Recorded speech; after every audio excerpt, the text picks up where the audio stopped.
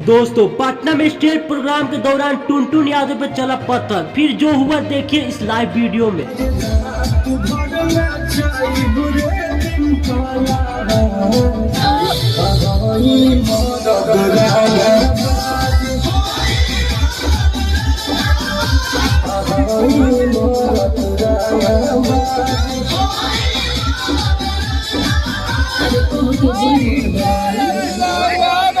Hello, ऐसे ही ऐसा super duper hit गाने बजाते रहिए भाइयों का मनोरंजन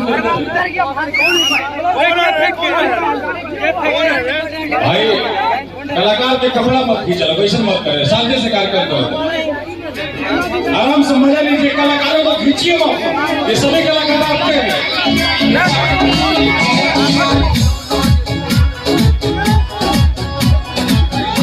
ऐसे ही और वीडियो देखने के लिए हमारे इस चैनल को सब्सक्राइब कर लीजिए और साथ ही बेल आइकन को दबाना ना भूलिए।